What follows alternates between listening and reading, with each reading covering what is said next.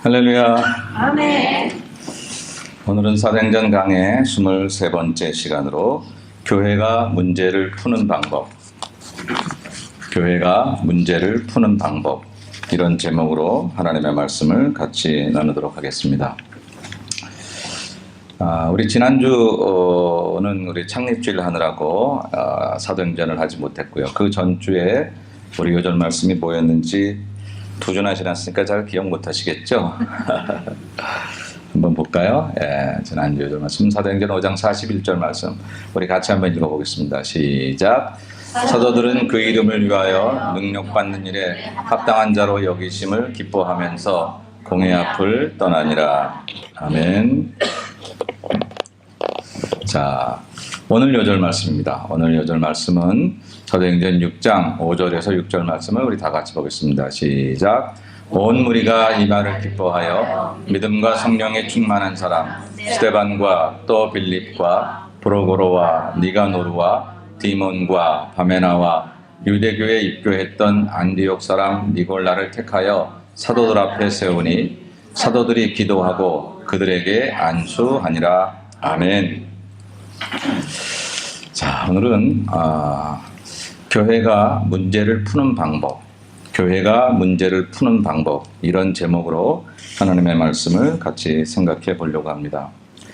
여러분, 사람이 사는 데는 다 문제가 있더라고요. 문제가 없는 사람이 없고 문제가 없는 곳이 없어요. 인생 사는 곳에서는 다 문제가 있어요. 근데 문제가 있는 게 문제가 아니라 문제를 푸는 방법을 알지 못하는 게 문제입니다.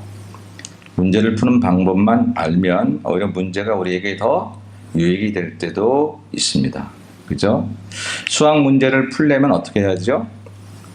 대부분 공식이 있습니다. 공식. 그래서 그 공식을 문제에 탁 대입하면 그 문제가 풀어집니다. 아무리 어려운 문제라도 공식을 잘 대입하면 그러면 그 문제의 해답이 나오게 되죠.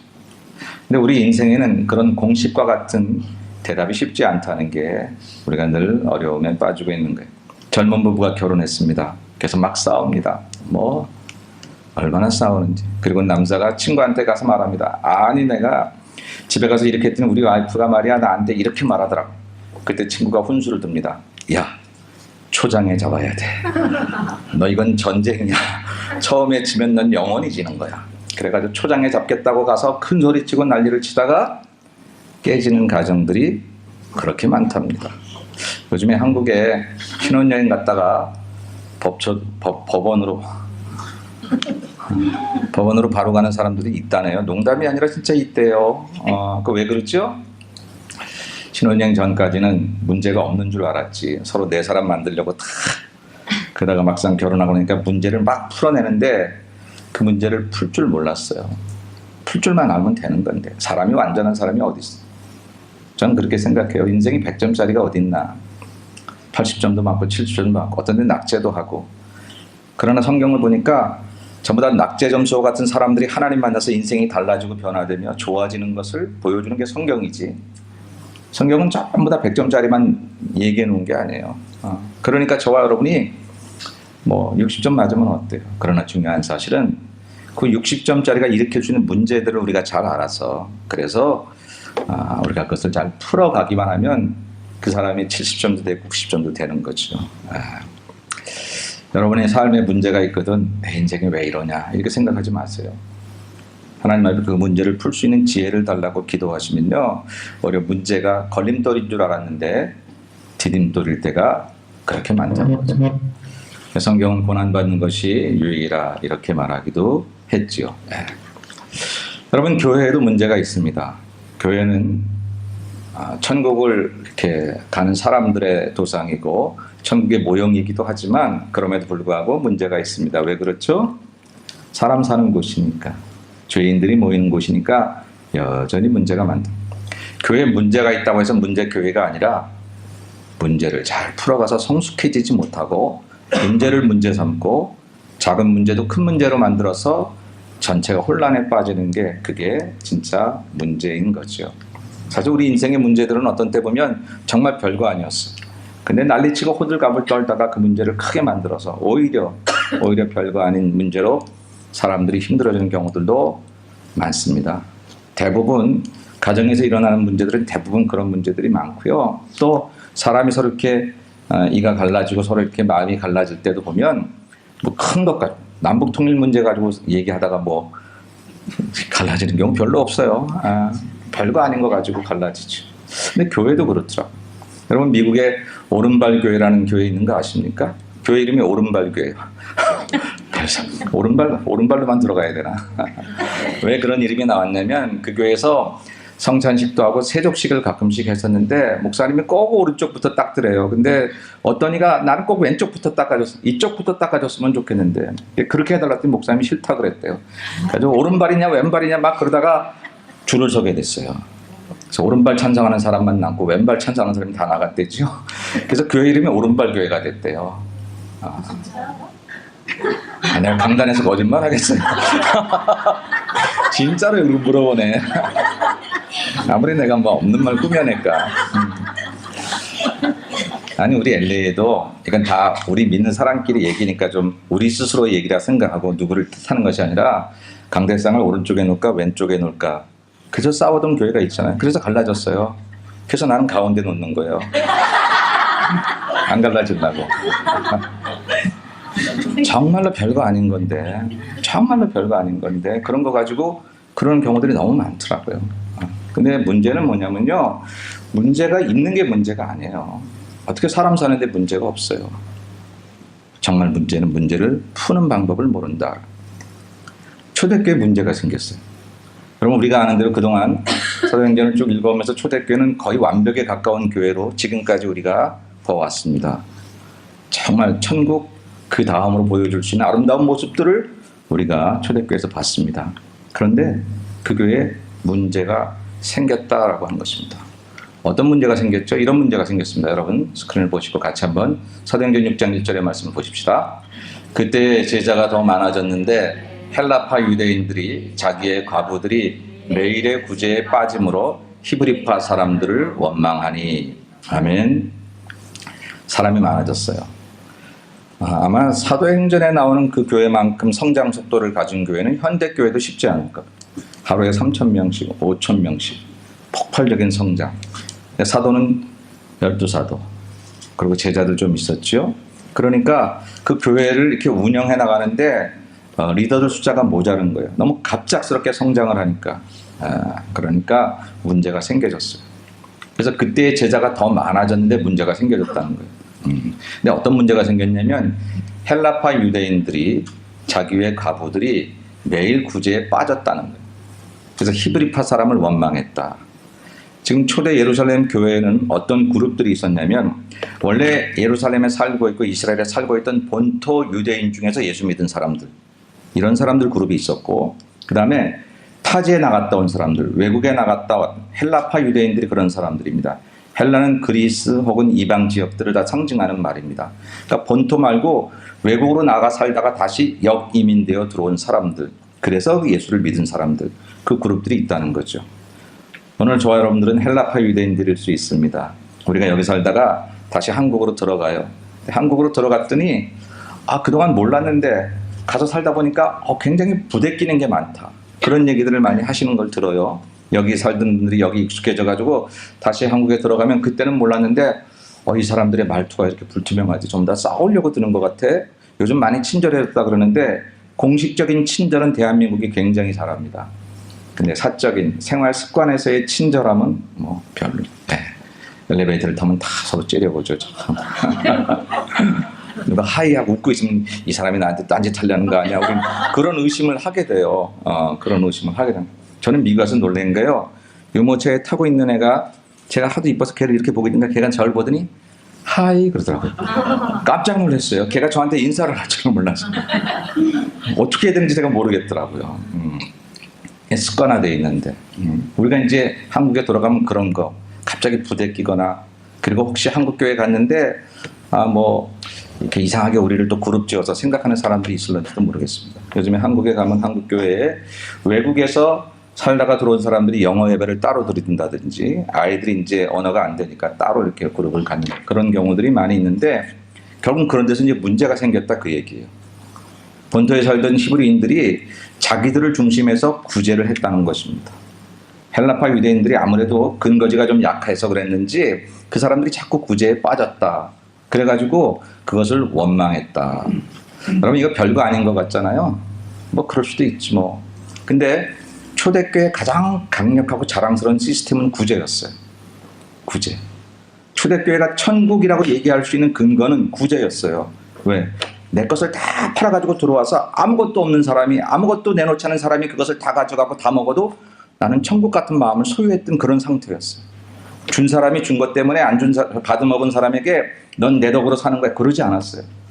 주는 게 기쁨이었어요. 받은 사람은 그거 받았다고 고맙기는 했지만 그렇다고 주눅 들고 사람 눈치 보고 그러지 않아도 됐었어요. 천국의 경험을 한 것이 초대교회가 가지고 있는 구제 시스템이었어요. 근데 거기 문제가 생긴 거예요. 이상하죠? 사람은 자기가 자랑하는 것들에 시험당할 때가 참 많더라고요. 사람이 넘어지는 걸 보면 자기가 그렇게 신뢰하고 자기가 그렇게 자랑하던 것들로 참 많이 넘어져요. 여러분은 어떤 것에 뛰어나시다고 생각하십니까? 그러면 거기에 넘어지지 않도록 기도 많이 하셔야 돼요. 지식과 지혜와 또 우리가 가지고 있는 모든 재물과 우리의 모든 능력이 아무리 뛰어나다고 해도 사단은 우리의 뛰어난 것들, 잘하는 것들을 공격할 때가 참 많으니까 뛰어나고 자랑할 만한 것은 괜찮지만 그것들이 넘어지지 않도록 오히려 그것들이 내게 시험의 도구가 되지 않도록 여러분 기도 많이 하셔야 됩니다. 초대교회 다른 건 몰라도 뭐 성경 공부가 좀 약해졌다든지 초대교회 무슨 다른 일이 좀 프로그램이 좀 없어 세신자 양육이 좀 안 됐다든지 뭐 그런 문제로 생길 줄 알았는데 그게 아니라 초대교회가 가장 자랑할 수 있었던 구제 시스템 거기에 문제가 거기에 사람들이 이제 불평을 하기 시작했다라고 하는 것입니다. 오늘날 교회들도 많은 문제들을 가지고 있습니다. 해 아래 새 것도 없고 하늘 아래 완전함이 없어서 사람 모인 곳에 다 문제가 있는 건 당연합니다. 여러분이 교회를 이야기할 때 어느 교회에 문제가 있다는 것을 문제 삼지 말고 그 교회가 그 문제를 건강하게 풀어가는지 아니면 그렇게 못 풀어가는지에 대해서 우리가 관심 가져야 할 것이고 역시 우리 교회도 문제가 있을 때 야 문제가 있어 큰일 났네 하는 것은 세상적인 생각이고 그것은 잘못된 생각이고 단지 그 문제를 풀 생각을 하지 못하거나 풀려고 하지 않거나 온 교회가 그 문제를 인하여 대립되거나 싸우면 우리는 큰 문제를 가지고 있는 사람들이고 다만 문제가 있을 때 그 문제를 푸는 방법을 알고 풀어가려고 하는 노력들이 우리 안에 있다면 우리에게는 건강한 교회가 되는 줄로 믿습니다. 그러므로 사랑하는 여러분 몸에 문제가 있으면 어떻게 해요? 병원 가지요. 의사 찾지요. 의논합니다. 의사 이야기를 듣고 내 음식을 조절하기로 하고 내가 어떻게 생활 태도를 고쳐야 할지 어떻게 운동을 좀 더 할까 갈 것 안 갈 것 구별하고 먹을 것 안 먹을 것 구별하는 것이 그것이 내가 내 병을 대하는 태도입니다. 태도예요. 교회 문제 괜찮습니다. 있을 수 있습니다. 네. 이 문제를 당해서 야 문제 있다 그러고 그 문제를 드러내고 그 문제를 이야기하기를 좋아하고 수근수근 되기를 좋아하면 그 문제는 해결되지 않습니다. 그러므로 우리 모두가 그 문제를 인해서 어떻게 하나님의 일을 우리에게 어떻게 풀어나가기를 원하시는지를 우리가 한번 봐야 돼요. 학교 다닐 때 기억이 납니다. 가끔씩 선생님들이 수학 문제 같은 거 앞에다 쭉 풀어놓고 1번, 5번, 10번 나와서 풀어. 기억나십니까? 그럼 나와서 이렇게 풀면 선생님이 뒤에서 이렇게 지켜보셨어요. 선생님에게는 이제 해답이 있어요. 근데 아이가 그 문제를 어떻게 풀어가나 이렇게 봅니다. 만일 중간에 못 풀면 힌트를 줄 때도 있고, 어떤 경우에는 매를 맞을 때도 있고, 마지막엔 선생님이 못 풀면 그 정답을 잘 풀어주십니다. 그죠? 저와 여러분의 인생의 문제는 뒤에 하나님이 계셔서 쳐다보고 계시는 것과 같아요. 결코 우리에게 결론적으로 말하면 문제를 못 풀 수는 없어요. 선생님이 계신 것을 알듯이 하나님이 계신 것을 믿는다면. 근데 뒤에 계신 선생님을 모르고 혼자 끙끙대는 학생처럼 하나님이 계신 것을 모르고 이 문제를 풀다가 풀지 못하고 결국 흥분해가지고 막 문제를 지어버리든지 그런다면 그러면 문제가 안 되죠. 그러면 문제를 풀 수가 없습니다. 이제 오늘은 우리가 이 문제를 한번 풀어보는 방법을 교회를 통해서 초대교회를 통해서 배워보려고 하는 것입니다. 초대교회는 문제가 생겼어요. 그럴 줄 몰랐는데 그런데 그 문제를 어떻게 풀어갔느냐? 초대교회가 문제를 푸는 법은 너무너무 단순했습니다. 어떻게 보면 별것도 아닌 것처럼 보였습니다. 그러나 그게 가장 중요한 것은 뭐였냐면 영적인 시각에서 문제를 접근했다는 거예요. 문제는 물질적인, 육적인, 세상적인 문제였는데 그 문제를 푸는 그 방법은 영적인 시각에서 그 문제를 접근하기 시작했다라고 하는 것이죠. 예를 들면 구제의 문제가 생겼습니다. 오늘 교회, 우리 교회에 그런 문제가 생겼으면 어떻게 하면 될까요? 이제 지금 초대교회가 큰 교회였잖아요. 하루에 5,000명, 3,000명, 지금 몇만 명이 넘는 그런 교회에 그런 문제가 생겼으니 큰 조직도 있었을런지 모르지만 어쨌든 그런 문제가 생겼을 때 그렇게 많은 경우라고 생각하면 일단 책임자가 있었을 거고, 책임자를 찾아서 책임자가 능력이 없으면 능력 있는 사람을 좀 구제에 좀 이렇게 잘 알고 있는 사람이라든지, 경제적인 거를 좀 전공한 사람이라든지, 사회적인 어떤 이렇게 문제를 풀어갈 수 있는 능력을 가진 사람, 이런 사람을 세우든지, 좀 구제의 새로운 시스템, 이 사회나 또 앞서가는 교회나 어디 다른 곳에서 좀 더 이렇게 잘 이렇게 운영되고 있는 그런 시스템을 도입을 하든지, 그런 것들로 문제를 풀어가야 되지 않겠습니까? 그것이 결코 잘못된 일도 아닐 거고. 근데 초대교회는 구제라고 하는 그런 문제가 생겼는데 구제라고 하는 것으로 문제를 푸는 방법을 보여주고 있지 않아요. 구제에 탁월한 사람을 뽑는다든지 구제 시스템을 바꾼다든지 그렇게 보이지 않고 영적인 시각에서 문제를 접근했다라고 합니다.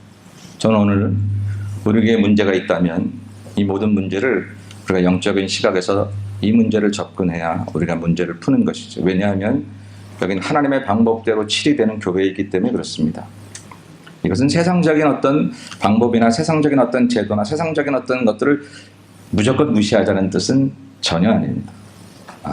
그런 것들을 무시하는 것은 아니지만 그 원리가 영적인 곳에서 출발해야 한다라고 하는 거예요. 하나님의 교회이기 때문에 그렇습니다. 결국 영적인 시각에서 문제를 접근하는 방법은 이런 겁니다. 먼저 지도자들이 하나님께 엎드렸어요. 이 지도자들이 구제에 대해서 무슨 잘못이 있길래 근데 하나님께 엎드렸다 그래요. 여러분 사도행전 6장 2절 말씀 우리 같이 한번 먼저 읽겠습니다. 시작. 12사도가 모든 제자를 불러 이르되 우리가 하나님의 말씀을 제쳐놓고 접대를 일삼는 것이 마땅하지 아니하니. 아멘.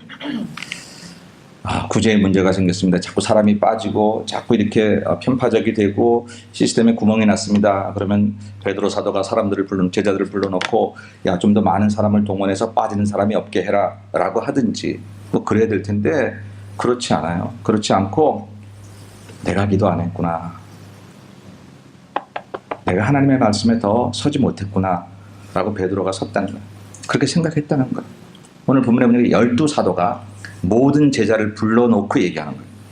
여기서 모든 제자라고 하는 것은 그 교회 모든 성도를 말하는 게 아니라 특별히 같이 하나님의 교회를 운영하는 그런 지도자 그룹들을 이야기하는 것입니다. 12사도와 더불어서 예수님께도 70문도가 있었고 그런 것처럼 그 예루살렘 교회를 운영하는 그런 제자들을 더 불러서 오늘날로 말하면 교회 지도자 그룹을 말하는 거예요. 그들이 함께 하나님께 엎드려서 그 문제를 푸는 방법에 대해서 얘기하는데 아주 선명하게 이 문제는 우리 시스템을 바꿔야 된다가 아니라 우리가 하나님 앞에 기도하고 하나님의 말씀대로 사는 것을 제쳐놓고 접대를 일삼는 것이 합당하지 않구나. 문제는 그거구나. 아니 지금 우리들이 다 하고 사람이 모자라서 더 많은 사람을 동원해도 해결이 안 될 판에 우리 안 하겠다는 게 결국은 사도들이 그거 안 하겠다는 거예요. 누군가가 말할지 모릅니다. 아이고 베드로 사도요, 지금 사람 손이 너무 모자랍니다. 갑자기 폭발적으로 일어나는 우리 교회 이 인원수 때문에 지금 사도들 아니라 더 많은 사람을 동원해도 이게 될까 말까 한데 당신들이 거기서 손 떼겠다니 이거 어떻게 하면 좋겠습니까? 그렇게 말할 수 있겠다라고 하는 것이죠. 그러나 명확하게 사도들은 그 문제를 영적인 시각에서 접근했습니다. 이건 시스템의 문제도 아니고 이건 어떤 사람의 문제가 아니라 지도자들이 영적으로 하나님께 바로 서지 못한 것이다. 너무 사람 많아지고 일거리가 많아지다 보니까 하나님 말씀 전하는 일과 하나님께 기도하는 일, 예배하는 일, 이런 모든 일들 사실 그것 때문에 사람이 모인 것이고 그것 때문에 하나님께서 이 사람들을 보내주셨는데 오히려 보내주신 그 사람들을 뒤치다꺼리 하다가 오히려 하나님 앞에 그 부분들을 소홀히 여겼다, 그렇게 이야기를 했다고 하는 거예요. 목사로서 이 말씀을 읽을 때 그런 딜레마가 있습니다. 저도 그렇게 하기를 원합니다. 여러분 저도 그럴 겁니다. 저 말씀 보고 기도만 할랍니다. 딴 건 당신들이 다 하십시오. 이렇게 말하면 목사님 날로 먹으려고 그러네.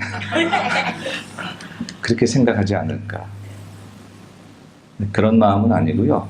그런 마음은 아니고, 그래, 나도 내 섬기는 재단을 생각해 볼 때에 내가 더 하나님의 말씀을 준비하고 가르치고 설교하고 영적인 일에 서서 기도하고 그렇게 하는 부분에 소홀했다. 그동안에 우리 교회에 힘든 일이 있었다면 그거는 사실은 그동안도 내 탓입니다. 그런 마음이 없었던 건 아니에요. 마치 성도 탓만 하겠습니까, 목사가. 그런데 오늘 말씀을 제가 준비하면서 이건 100%내 탓이다 라는 생각으로, 감정은 별로 동의하지 않는데 그렇게 의지로 제 마음에 자리 잡았습니다. 농담하는 게 아니고 그냥 웃자고 하는 소리가 아니라 그렇게 생각 들었어요. 말씀이 저를 지금 깎아내리기 시작하는 거예요. 네가 네 자리를 차지하지 않는 거야. 감당하지 못하는 거야. 자, 지금 사도들은 그냥 접대하는 일을 안 하겠다만 그런 게 아니에요. 그냥 접대하는 일을 안 하겠다는 게 아니라 우리가 할 일을 해야 되겠다. 하나님 앞에서 사도로서 해야 될 일을 해야 되겠다. 그게 6절 4절입니다. 다 같이 시작. 우리는 오로지 기도하는 일과 말씀 사역에 힘쓰리라 하니. 아멘. 그러면 교회는 목사들이 제공하는 어떤 것들을 성도들이 와서 즐겁게 받고 더 잘 제공을 하지 못하면 더 좋게 제공을 하는 어떤 다른 곳을 찾아가고 이런 데가 교회가 아니라, 교회는 그리스도의 몸이고 그 몸의 각 지체 역할을 감당해서 목사는 기도하는 일과 말씀 사역에 충실한 역할을 감당하고, 모든 성도들은 어떤 이는 예배를 돕는 일로, 어떤 이는 섬기는 일로, 어떤 이는 봉사하는 일로 이렇게 각자 연합하여서 하나님의 교회를 만들어가는 것이, 그것이 교회입니다. 그런데 우리 교회들이 가끔씩, 혹은 이 이민교회가 여러 가지 형편이 열악하고 뭐 그러다 보니까, 지금 저희들은 그러지 않았지만 옛날 우리 선배 목사님들은 목회라는 게 공항 나가서 라이드 해가지고 DMV 가고 소셜시키니 내주고 그리고 뭐 그 뒤치다거리 하는 거가 거의였다고 그렇습니다. 사실 저도 그랬어요. 저도 많이 했어요. 저도 공항 나가서 라이드 해서 DMV 가서 드라이브 라이센스 시험 보는데 같이 가주고, 소셜시키니 내는데 가주고, 코스코 가주고 참 많이 했습니다. 제가 그렇게 열심히 했던 분들은 여기 한 분도 안 계세요. 희한하죠. 왜 그렇지? 뭐 어디서든지 잘 믿기를 바라지만, 그것도 난 내 역할인 줄 알았습니다. 그리고 사실 이민교회 목사들의 역할이 또 그것이기도 합니다. 근데 그것 가지고 하나님이 원하시는 교회로 성장하지는 않더라고요. 그래서 교회가 어려워지니까 목사님들이 일거리를 찾아서 나가게 됩니다. 지금 일하시는 목사님들이 많습니다. 그분들을 탓할 생각은 하나도 없습니다. 다만 그렇게 일거리를 찾아서도 내 생활을 유지하면서 교회를 잘 섬기고 싶은 마음이었는데 교회는 잘 성장하지 않더라. 내 생활은 되는데. 이런 아픈 현실이 우리 안에 있다라는 거예요. 오늘 사도들은 그걸 알았어. 그래서 사람들을 잘 접대해서 그 사람의 니드를 잘 채워줌을 인해서 교회가 늘어나는 줄 알았는데, 그렇게 사도들이 열심히 했는데 그게 아니었다는 것을 알게 돼요. 오히려 그것이 문제가 되고 시험이 됐다는 것을 알게 돼요. 그래서 그들이 진로를 바꿉니다. 이제 문제를 푸는 공식을 적용하는 거예요. 접대를 일삼지 않겠다. 아무것도 안 하겠다는 뜻이 아니라 내가 해야 될 일을 전념하겠다. 기도하는 일과 말씀 사역에 힘쓰리라 라고 그렇게 이야기를 했다는 것이죠. 제가 좀 더 이 말씀을 받으면서 저도 좀 더 하나님 말씀 사역과 또 기도하는 일에 힘쓰려고 합니다. 여러분 가끔씩은 저한테 목사님 기도는 안 다녀오세요? 1년에 한 2번은 가야 되지 않나요? 시비를 걸어주세요. 목사님 좀 기도 가셔야 되는데 더 영적으로 제가 알아서 해야 되지만, 제가 알아서 최선을 다하겠지만 여러분들도 저에게 기대하는 것은 여러분들을 즐겁게 하거나 여러분들의 마음을 흡족하게 하거나 여러분들의 필요한 니드를 채워주는 그 어떤 다른 세상적인 것보다는 영적인 욕구를 채워줄 수 있는 목사가 되기 위해서 기도해 주시고, 제가 그렇게 못하거든 면전에 대고 당신 틀렸어 이렇게 말하면 제가 삐지니까 재단에 와서 기도해 주세요. 우리 목사님 하나님 도와주세요.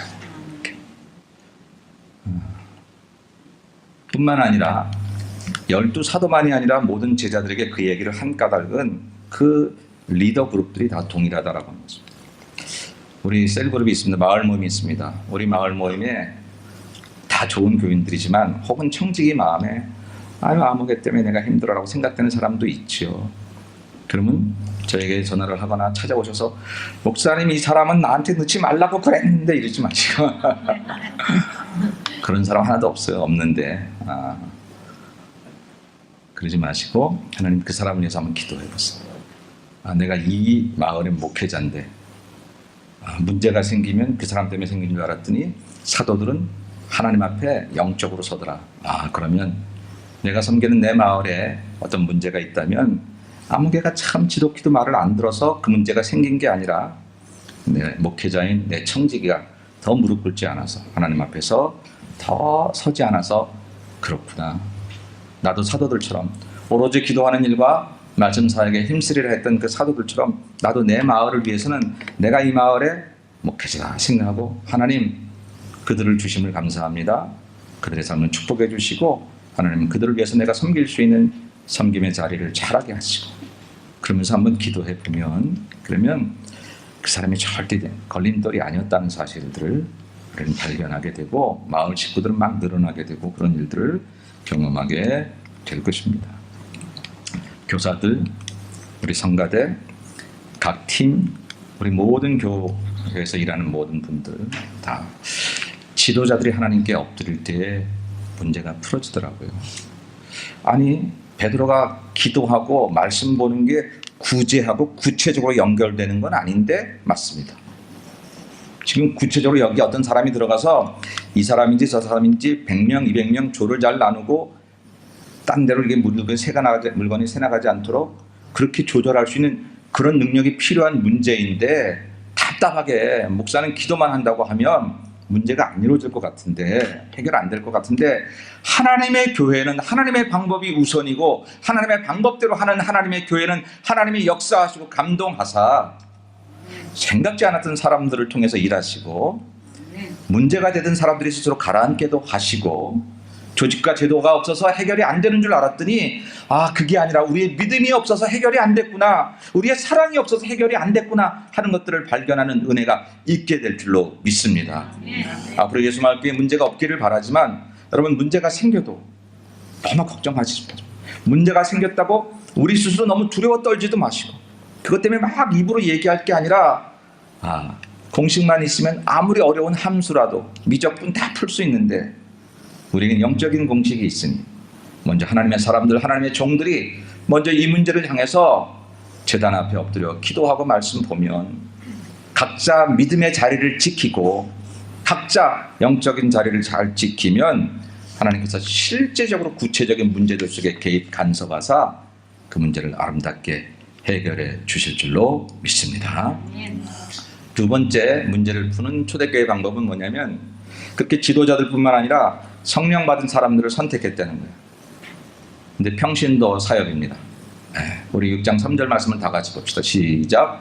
형제들아 너희 가운데서 성령과 지혜가 충만하여 칭찬받는 사람 7을 택하라. 우리가 이 일을 그들에게 맡기고. 아멘.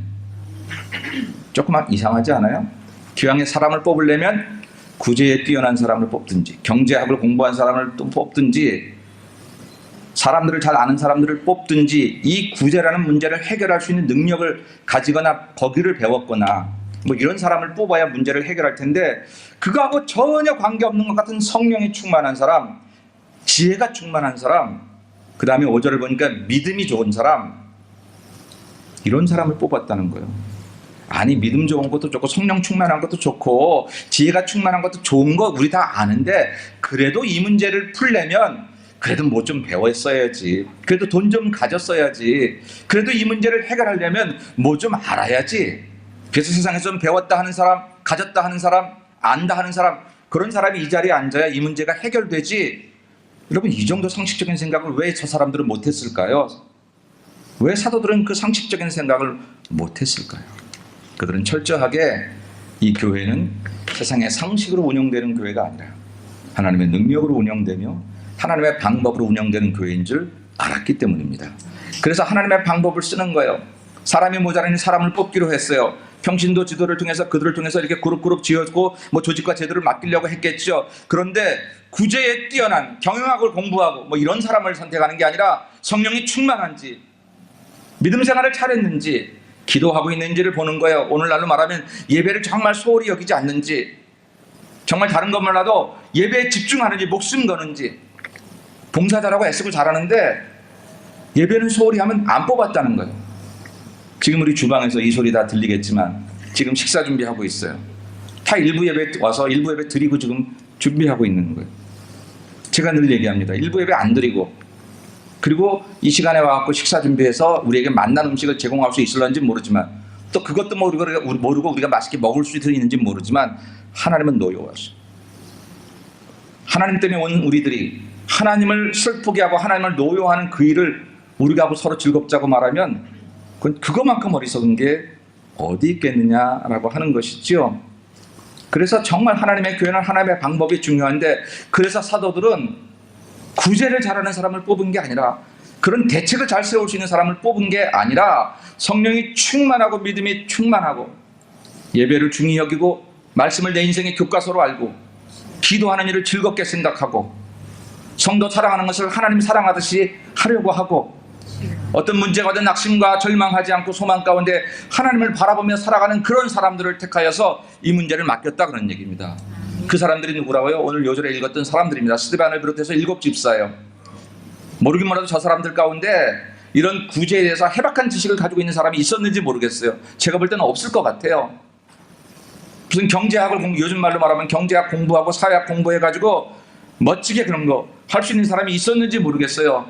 근데 사도들은 그런 거에 관심하지 아니하고 교회에서 일어나는 모든 문제, 아니 우리 인생에서 일어나는 모든 문제 풀어갈 방법이 구체적으로 앞으로 나오긴 하겠으나 그 전에 먼저 이 문제를 푸는 원리는 영적인 문제입니다. 성령 받고 믿음 생활하고 기도하고 예배드리고 이런 것들이 내 목숨처럼 소중히 여기는 사람들이 그 문제를 풀어야 진짜 그 문제가 풀려지는 것이다 라고 하는 것이죠.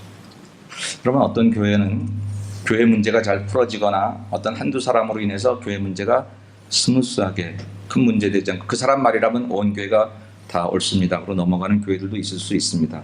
만일 그 사람이 정말 하나님의 사람이라면 정말 그건 좋은 케이스예요. 그 사람이 돈 많은 사람이라면 그 교회는 돈의 원리가 지배하는 교회가 될 것입니다.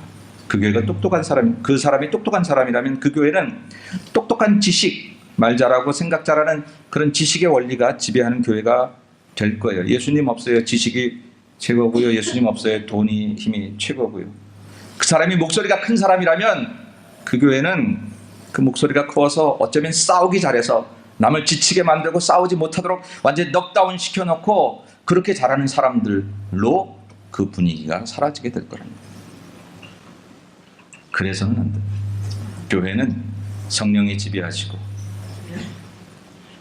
믿음이 권위가 서고 기도하는 일 우리가 소중하게 여겨지고 예배드리는 일이 즐거운 것으로 알아지고, 그래서 서로 바라볼 때에 저 사람을 존경할 것은 그가 가진 세상적인 학벌 때문이 아니라, 저 사람을 사모할 것은 그가 가진 세상적인 권위나 돈 때문이 아니라 저가 하나님 앞에 섬기는 아름다운 모습으로 천사같이 예배하고 기도하고 사랑하고 섬기는 그런 모습들이 우리에게 보여지는 리더에게 있을 때에 우리 교회는 그 리더에게 주신 그 은혜대로 교회가 흘러가게 된다라고 하는 것이죠.